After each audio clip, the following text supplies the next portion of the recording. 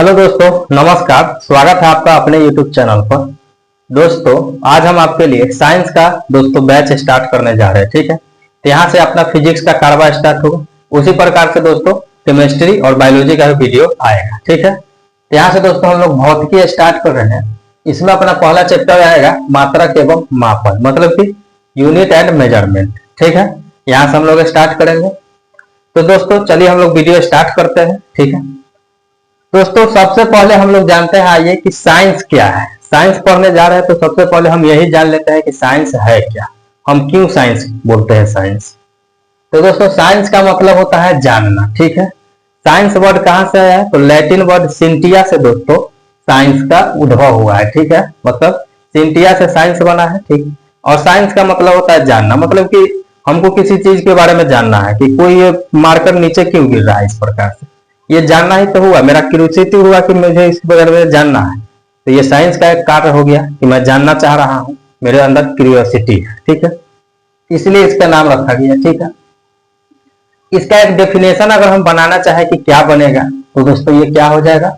घटना के क्रमबद्ध अध्ययन। ठीक है, मतलब कोई घटना अगर हो रही है, जैसे कि ये मार्कर हम इस प्रकार से छोड़ रहे हैं और ये नीचे गिर रही है, तो इसको अगर हम क्रमबद्ध जोड़ते जाए कि यहाँ से मैंने छोड़ा, फिर ये नीचे गया, फिर मैंने ये जाकर टकराया, क्योंकि ये सब दोस्तों अगर मैंने सीरियल में पढ़ा अच्छे से, तो दोस्तों इसी को क्रमबद्ध अध्ययन को हम लोगों ने साइंस बोला। ठीक है, तो इस प्रकार से दोस्तों हम लोग साइंस का उद्भव हुआ साइंस के बारे में। ठीक है, अब दोस्तों अपने पास नेक्स्ट टॉपिक जो आता है वो क्या है? भौतिकी, फिजिक्स। जो आज का अपना चैप्टर है भौतिकी, उसी के बारे में हम लोग जानेंगे कि भौतिकी है क्या। ठीक है, भौतिकी क्या है दोस्तों, सबसे पहले आप जानिए। फिजिक्स फिजिक्स करते हैं लेकिन फिजिक्स को जानते नहीं है। फिजिक्स क्या है?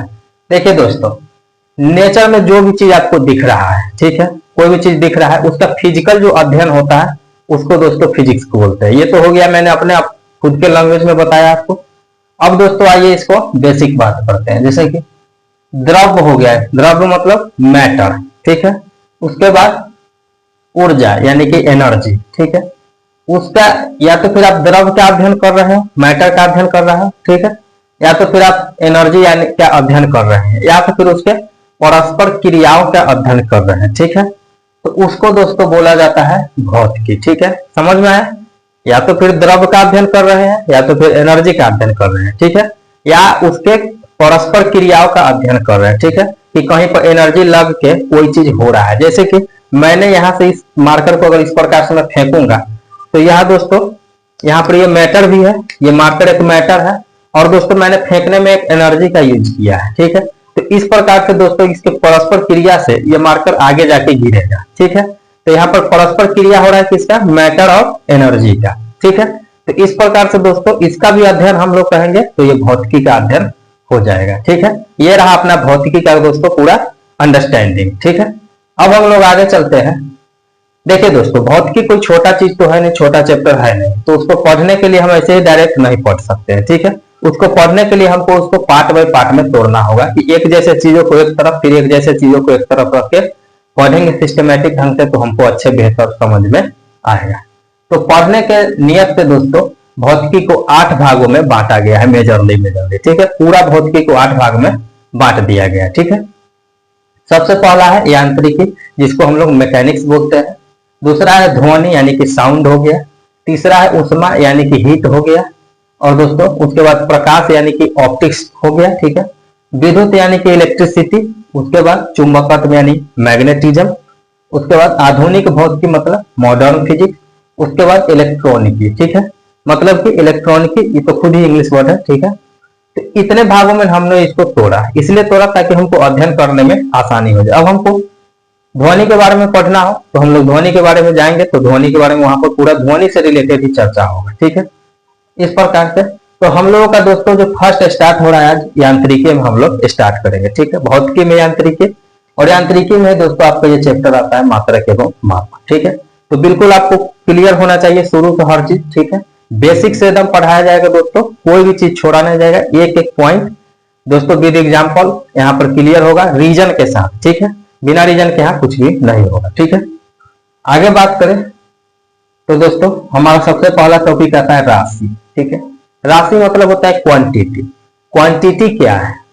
तो दोस्तों क्वांटिटी के बारे में बात कीजिएगा तो संख्या के रूप में व्यक्त किया जा सके, मतलब कोई भी चीज अगर है उसको अगर मैंने संख्या के रूप में व्यक्त कर लिया तो उसको क्वांटिटी बोलेंगे। ठीक है, देखिए जैसे कि ये मार्कर है, अगर मैं आपसे पूछूं कि मेरे हाथ में कितने मार्कर है तो आप झट से जवाब देंगे एक मार्कर। ठीक है, अगर मैं यहीं पर दो मान के चलिए मैं एक पेन भी ले लूं यहां से तो बोलूंगा मैं कि मेरे हाथ में कितने मार्कर और कितने पेन है, तो आप बोलेंगे कि एक मार्कर और एक पेन है। ठीक है, तो आपने कैसे इसका जवाब दिया, आपने इसको गिना है कि एक मार्कर है एक पेन है, इस आधार पे, तो ये क्वांटिटी हो गया। ठीक है, इसी को क्वांटिटी मतलब हम किसी को अगर संख्या के रूप में बता रहे हैं जैसे 1 2 3 4 इस प्रकार से, तो वो एक क्वांटिटी को प्रदर्शित कर रहा है। ठीक है, अब हम लोग बात करते हैं जैसे कि जनसंख्या हो गया, किसी भी देश के जनसंख्या हो राज्य का हो तो हम लोग बोलते हैं जैसे भारत की जनसंख्या लगभग 150 करोड़ है, तो हमने गिना है,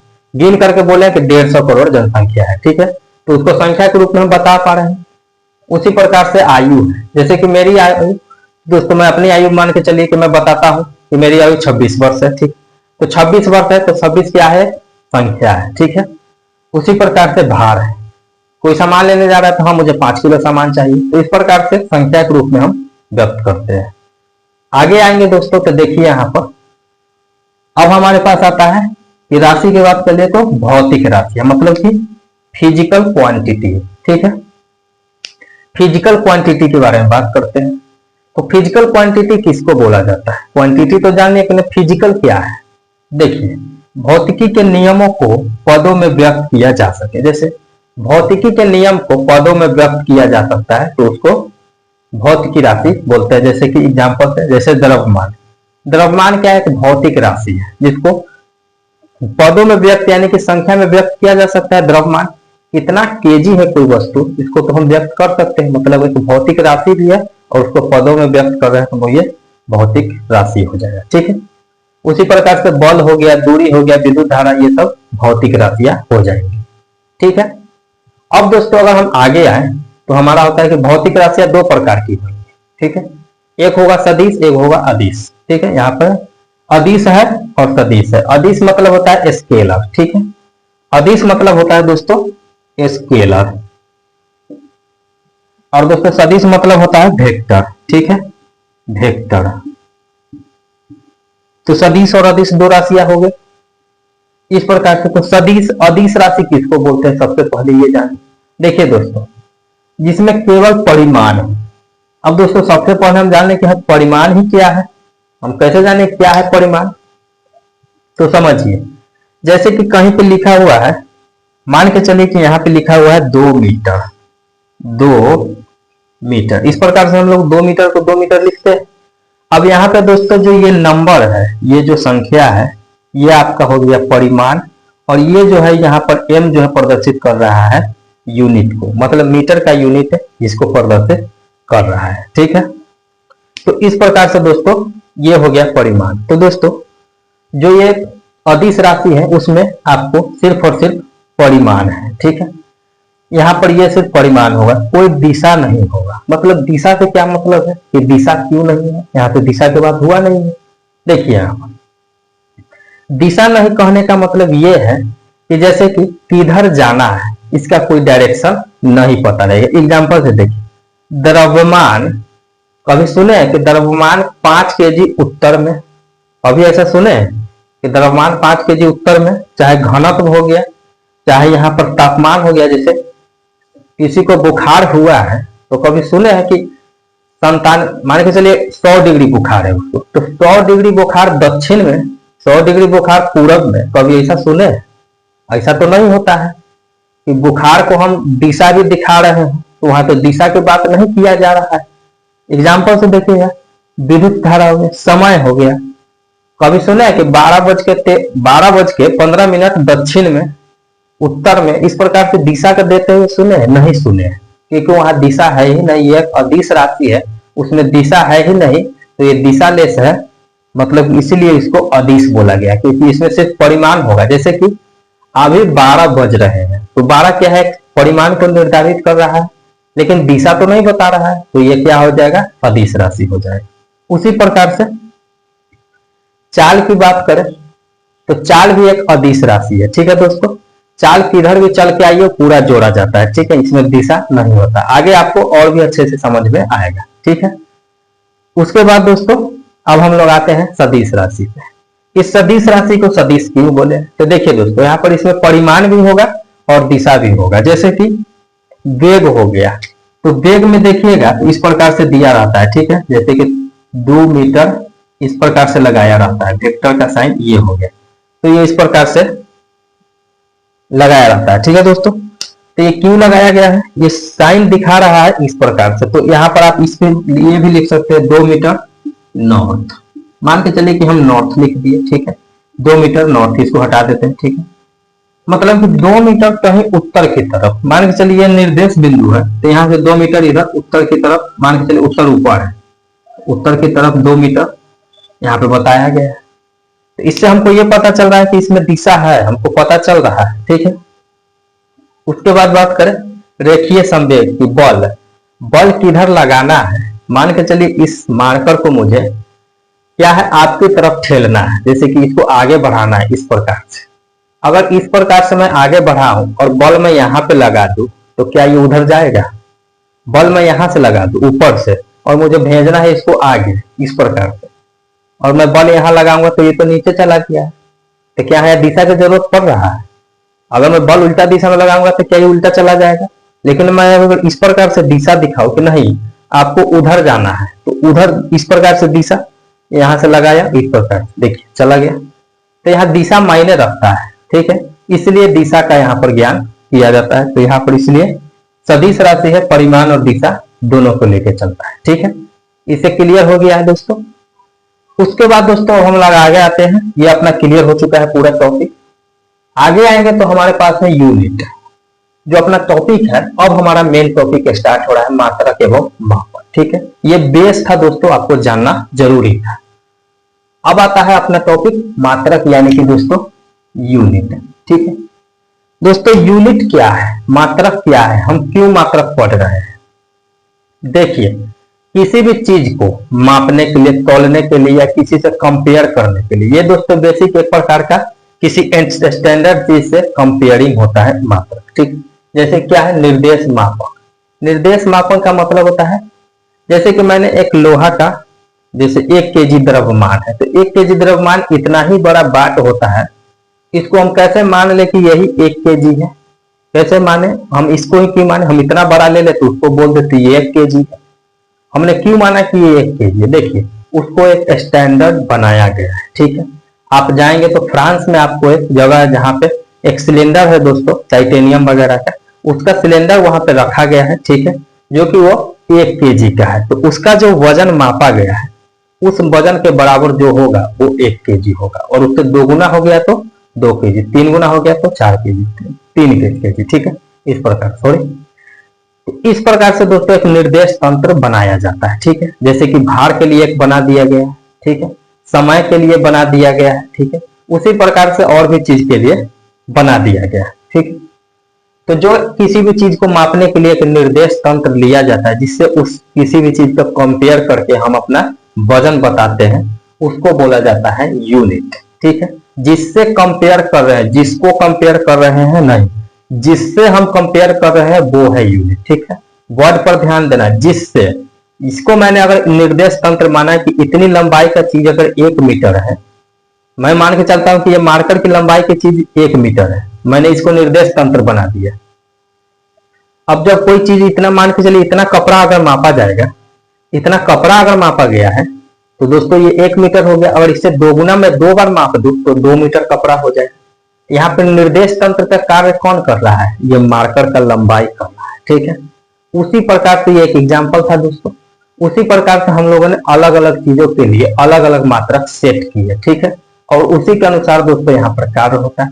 तो जो आप 1 किलो का बाट देख रहे हैं वो दोस्तों उसी का एग्जाम्पल है, ठीक है, जो कि उसी को 1 किलो रिप्रेजेंट किया जा रहा है। उसके 5 गुना हो जाएगा तो वो 5 किलो हो जाएगा, ठीक है। आगे आ जाएंगे दोस्तों, तो यहाँ पे बात करेंगे हम लोग, मात्रक भी 2 प्रकार के होते हैं, ठीक है। एक होता है दोस्तों आपका मूल मात्रक, और दूसरा होता है दोस्तों आपके पास व्युत्पन्न मात्रक। दोस्तों मूल मात्रक क्या है और व्युत्पन्न मात्रक क्या है, इसको समझिए। तो देखिए दोस्तों, मूल मात्रक किसको कहेंगे? जो अन्य मानक से स्वतंत्र हो, जैसे कि किसी पर वो निर्भर ना करे। वो एक ऐसा मात्रक है जो खुद में ही अपने आप में ही सब कुछ है, उसको किसी की जरूरत नहीं है, वो मूल मात्रक है। इसको इंग्लिश में आप फंडामेंटल यूनिट भी बोलते हैं। जैसे कि यहाँ पर देखिए एग्जांपल है, लंबाई, समय, द्रव्यमान, विद्युत धारा, ताप, ज्योति तीव्रता और पदार्थ की मात्रा। टोटल 7 यहाँ पर मूल मात्रक है। अब दोस्तों देखिए यहाँ पर लंबाई को मापने के लिए आपको क्या समय की जरूरत पड़ती है? क्या समय आपको चाहिए कि लंबाई को मापने के लिए हमको समय की भी जरूरत पड़ रही है? ऐसा नहीं। लंबाई मापने के लिए सिर्फ और सिर्फ लंबाई की मात्रा की जरूरत पड़ रही है और किसी पर यह निर्भर नहीं कर रहा है। उसी प्रकार से जब आप आगे आएंगे तो क्या द्रव्यमान जब आप माप रहे हैं तो आपको अगर मैं 1 केजी का बाट दे दूं और अब द्रव्यमान माप रहे हैं तो क्या उसमें आपको कोई लंबाई की भी जरूरत पड़ रही है? क्या लंबाई की जरूरत पड़ती है? नहीं पड़ती है। इसलिए नहीं पड़ती क्योंकि वो मूल मात्रा है, तो उसको मापने के लिए किसी चीज की जरूरत नहीं पड़ेगी। ठीक है, तो इस प्रकार से हम बता रहे हैं कि ये ऐसा मात्रक होता है जो सभी से स्वतंत्र होता है, इसको मापने के लिए किसी भी चीज की जरूरत नहीं होती। ठीक है, उसी प्रकार से ताप हो गया, तो कोई टेम्परेचर हम माप रहे हैं तो कहेंगे कि 1 किलो बाट लेकर के आप कब टेम्परेचर ना पाएगा? नहीं तो नहीं ना पाएगा, क्योंकि हमको जरूरत है उसकी। ऐसा तो नहीं हम टेम्परेचर लेंगे मापेंगे।